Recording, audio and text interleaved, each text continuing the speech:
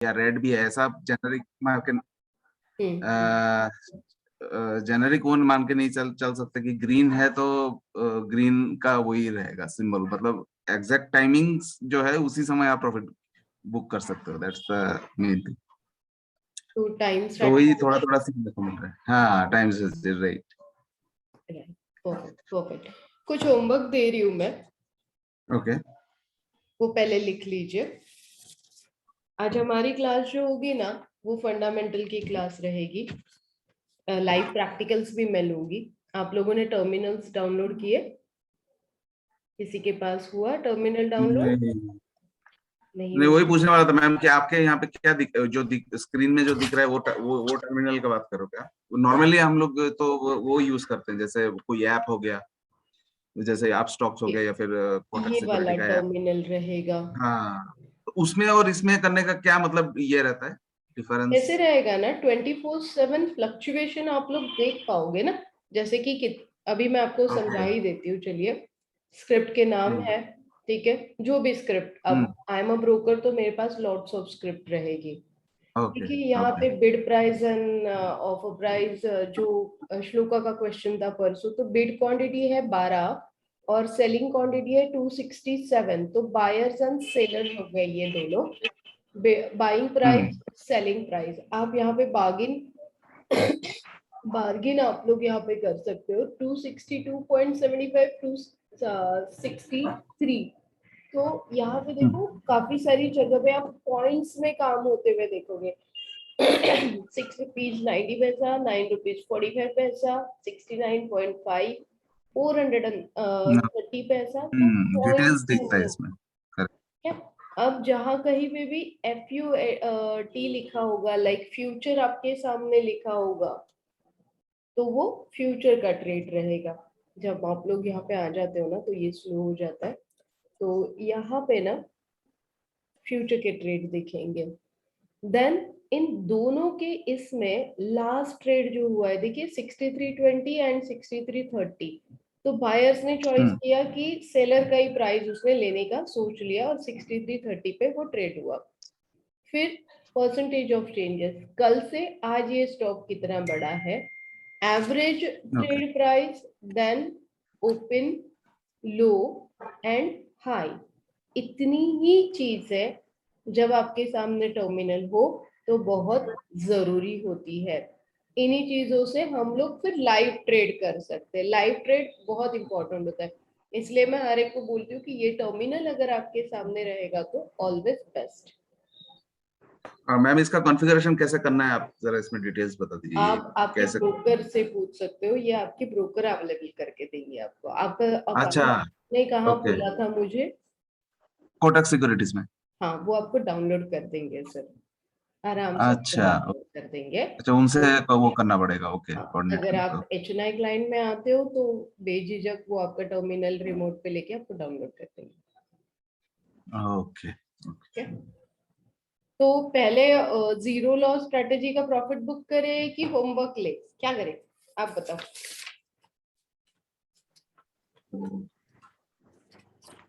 Zero loss strategy का देख सकते हैं, जीरो लॉस। ठीक है, टर्मिनल समझ में आ गया कि टर्मिनल में कितनी सारी चीजें होनी चाहिए। स्क्रिप्ट के नाम, buying quantity, buying price, selling quantity, by default जब डाउनलोड करेंगे तो ये सारे कॉन्फ़िगर होगा कि हमें कॉन्फ़िगर करना है बेसिकली, ये ये आपको कौन ऐड कौन से करना कॉलम्स पड़ेगा, ये देना सारी पड़ेगा? चीजें ना आपको ऐड करके करनी ओके पड़ेगी। सो इजी ओके हो ओके। जाएगा शुरू।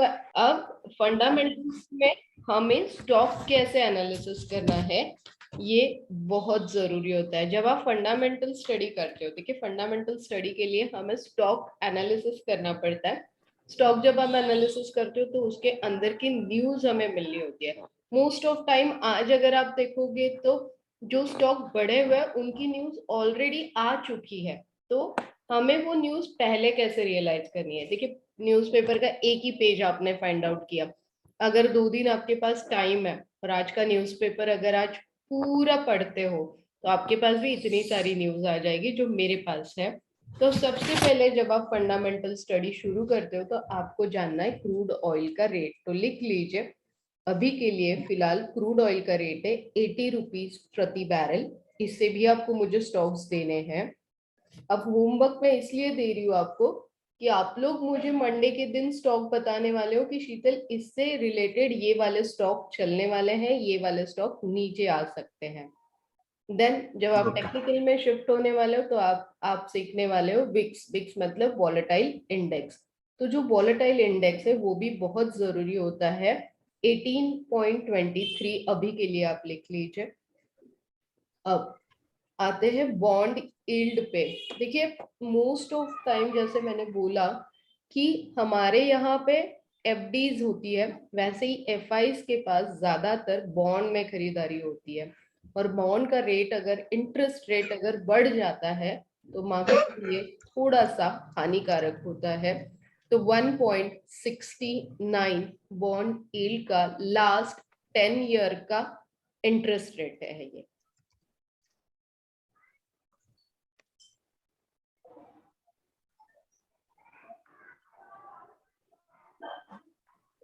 पीसीआर रेशो जो पुट एंड कॉल रेशो है वो specially for Nifty and bank Nifty के लिए हमें नोट डाउन करना है। तो पीसीआर रेशो जो है निफ्टी का मैं दे रही हूँ, बैंक निफ्टी का आप लोग निकालने वाले हो। निफ्टी का है 1.66।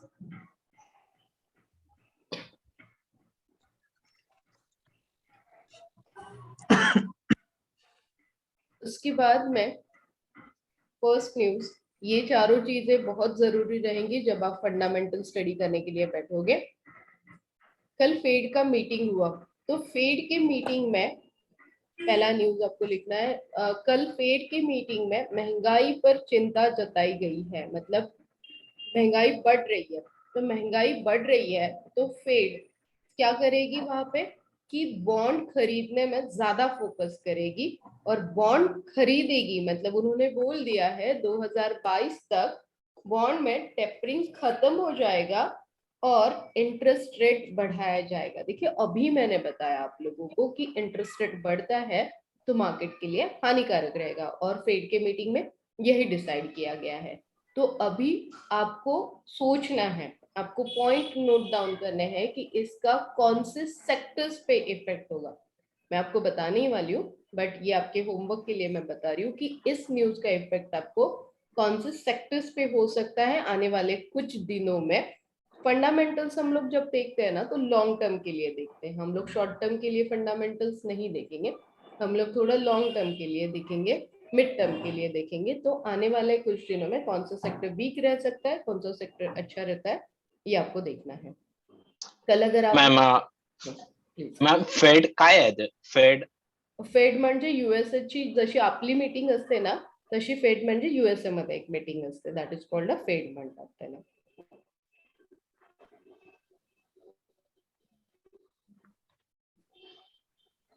जाऊया पुढे।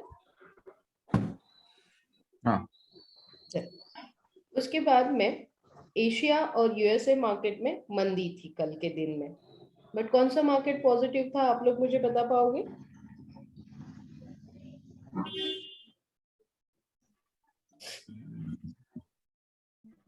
Asia ma'am. राइट, फेड का लॉन्ग फॉर्म लिख लीजिए, फेडरल रिजर्व, यूएस का सेंट्रल बैंक है ये।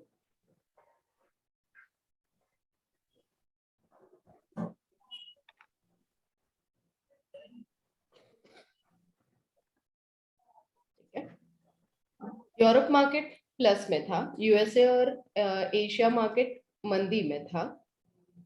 अब ये फंडामेंटल न्यूज हमें आज के मार्केट के लिए देखनी थी। अब यूएसए में जॉब डाटा देखिए, मैं बार बार आपको फेड, यूएसए, काफी सारी चीजें जो है एफआईज की बता रही हूँ क्योंकि बहुत मैटर करती है हमारे यहाँ एफआईज की चीजें। तो यस, यूएस का जो प्राइवेट जॉब डाटा था वो बहुत अच्छा आया, मतलब एम्प्लॉयमेंट बढ़ गया वहां पे, एम्प्लॉयमेंट लोगों को जॉब्स बढ़ वो हो रहा है। And I am happy to share with you, मेरा लड़का जस्ट 4 महीने पहले गया है यूएसए एंड एचपी में उसे फर्स्ट इंटर्नशिप मिली है with the 1.8 CR. Congratulations. Wow. Congratulations to him.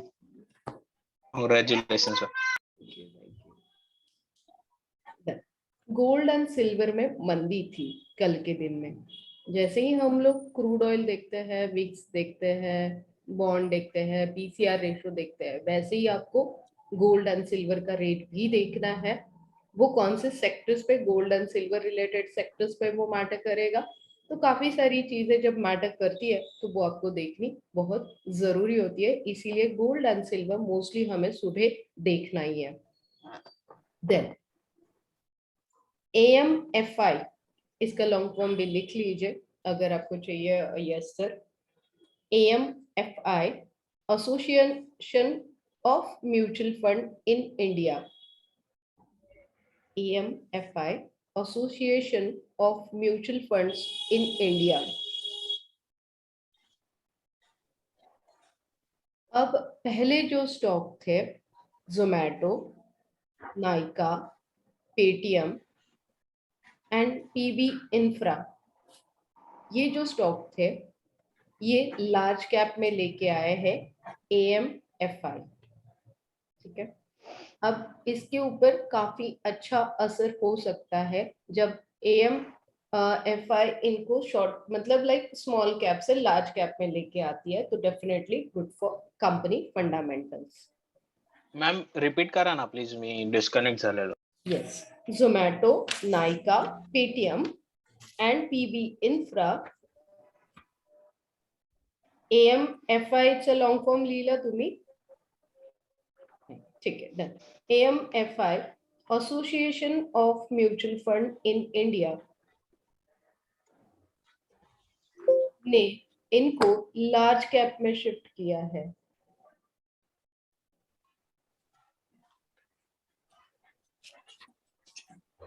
जैसे ही हमने डन, यस सर, बढ़ू आगे। जैसे ही हमने गोल्ड, सिल्वर, क्रूड ऑयल देखा, उसी तरीके से आपको कोल भी देखना होता है। कोल का प्रोडक्शन कितना हो रहा है, कोल की डिमांड कितनी हो रही है। कोयला भी बहुत मैटर करता है। हम लोग फिर भी कमोडिटी में इतना काम नहीं करेंगे, बट जब हम लोग यहाँ पे काम करेंगे तो डेफिनेटली कोल भी उतना ही मैटर करता है। सो कोल इंडिया के लिए एक स्पेशल न्यूज मैं आप लोगों के साथ शेयर कर रही हूँ। कोल इंडिया 6.74 से 74.78 MT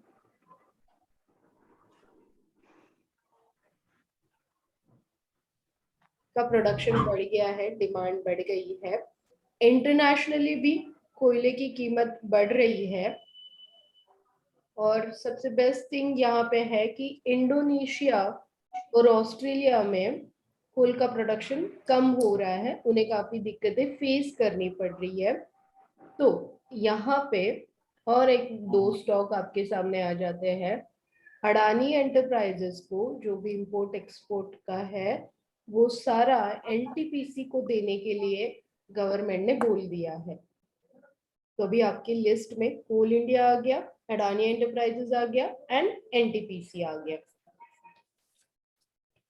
ओवरऑल क्या समझ में आया आप लोगों को कि क्या क्या न्यूज हमने देखी है और कौन से सेक्टर्स हम लोग निकाल सकते हैं? इसे आप लोग एक क्या एनालिसिस कर सकते हो?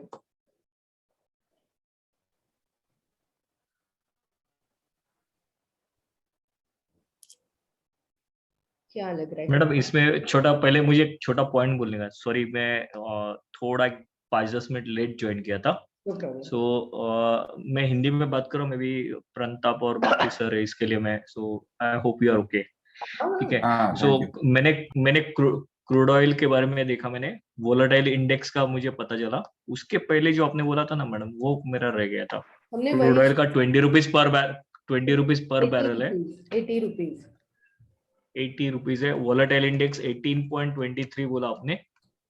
FII बॉन्ड इंटरेस्ट 1.69 है। सो आपने 3 पैरामीटर बोले, चौथा पैरामीटर कुछ तो मेरा मिस हो गया उसमें मेरे ख्याल से। PCR रेशियो, निफ्टी का PCR रेशियो मैंने बताया। PCR रेशियो, ओके, वो कितना है? 1.66। 1.66, ओके। और बैंक निफ्टी का आप लोगों को निकालना है। ये फॉर अ डे था, आज के क्लोजिंग के बाद में ये सारी चीजें आपको निकालनी है। हाँ ओके अंडरस्टूड. सो मैडम एक और एक चीज, बैंक निफ्टी का रेशियो निकलने का, बैंक निफ्टी का प्राइस निकलने का, बैंक निफ्टी का PCR ratio, put call ratio, PCR ratio. Okay okay okay okay. So आपका जो अभी I am coming to your question. Okay, जो आपने मुझे बोला कि ये सब निकालने का पर्पस क्या है. So market works like a flip flop basis. So कहाँ पे फ्लिप होता है वहां पे दूसरी जगह फ्लॉप होता है. सो सिमिलरली अगर मेरा पर्टिकुलर इंडेक्स एक जगह पे डाउन में जा रहा है, सो हार्डली 2% केसेस में ऐसा होता है कि पूरा एंटायर मार्केट क्रैश हुआ. And most of the 98% cases में ऐसा होता है कि मार्केट वन साइड रिटर्न कम देता है, दूसरे साइड पे रिटर्न ज्यादा देता है. So what my personal observation is कि पुलर या ट्रेडर क्या करते हैं, सेक्टर वाइज उसका जो इन्वेस्टमेंट है वो स्ट्रेटेजी चेंज करते रहते हैं. सो जैसे आपने मुझे बोला कि क्रूड ऑयल में आज का रेट बढ़ गया या क्रूड ऑयल में मेरा आज का ये चेंज हो गया, तो मे बी वो दूसरे सेक्टर पे शिफ्ट होते हैं वो टाइम पे. सो उसका इन्वेस्टमेंट है वो कहाँ से निकालते हैं या डालते हैं दूसरी जगह पे, सिमिलरली वाइस वर्सा पोजीशन करते हैं. सो इसका इम्पैक्ट, सो आपके एनालिसिस के हिसाब से देखेंगे तो कहीं ना कहीं तो मुझे मोमेंटम मिलेगा, कोई ना कहीं मोमेंटम पे मैं बैकफुट पे जाने वाला हूँ. So accordingly I can change my strategy और we can change our strategy. That's what answer I can give. मतलब मार्केट कहीं पे भी जाने वाला हो तो हम लोगों को पता है कि इसमें फंडामेंटली ये सेक्टर्स, ये स्टॉक स्ट्रॉन्ग है, तो फिर डेफिनेटली आपके लिए और ट्रेडिंग इजी हो जाता है. तो मैडम मुझे और एक इसमें रिलेटेड क्वेश्चन, ये तो आंसर मैंने आपको दिया, लेकिन मुझे एक समझने का है कि जो आपने बोला था क्रूड ऑयल का 80 रुपीज पर बैरल निकाला आपने, तो ये आपने ये कैसे निकाला? वोलेटाइल इंडेक्स मतलब वीआईएक्स निकाला था. वीआईएक्स तो मैं समझ गया, लेकिन क्रूड ऑयल का पर बैरल रेट कहाँ से पता चला? ये तो इसीलिए तो होमवर्क दिया है मैंने आपको, ये आपको फाइंड आउट करके आना है. मैं मंडे को बताऊंगी आपको, बट इसीलिए मैंने होमवर्क दिया है कि ये सारा डाटा मैंने कहाँ से निकाला है. मैंने बहुत सिंपल है, न्यूज़पेपर से ही निकाला है और इजीली आपको न्यूज़पेपर का पीडीएफ अवेलेबल हो जाता है. थोड़ा सा फाइंड आउट करिए, थोड़ी सी मेहनत करिए. मैम ये कैसे आइडेंटिफाई होगा कि कोई ट्रेड उस पे लॉन्ग, मतलब लॉन्ग वो करना है, या पोजीशन लेना है, या ऐसे शॉर्ट इंट्राडे में करना है उसमें ट्रेडिंग? ये जजमेंट कैसे, मतलब बेस्ड ऑन इन्वेस्टमेंट? जैसे कि अभी देखो, कल एक न्यूज आई है कि जोमेटो, नायका, पेटीएम और पीवी इंफ्रा, तो आज आप उसको एनालिसिस करो कि आज उसमें कितना मूवमेंट हुआ. वही मैंने आपको कोल इंडिया का न्यूज सुनाया और अडानी और एनटीपीसी का भी न्यूज दिया, तो उसमें आज इंट्राडे का मूवमेंट मिल जाएगा. बट अगर आप देखोगे तो यूएस का job data, gold, silver and Fed की जो मीटिंग हुई, उससे आपको लॉन्ग टर्म, शॉर्ट टर्म के स्टॉक, मिड टर्म के स्टॉक निकालने पड़ेंगे. ओके मॅम, क्रूड ऑइल आणि ब्रेंट क्रूड मध्ये डिफरन्स काय आहे? ऍक्च्युली डिफरंट फक्त प्युरिफिकेशन आणि नॉन प्युरिफिकेशन एवढं असतं. ओके. No doubt. मॅम त्याचे रेट सेम असतात का?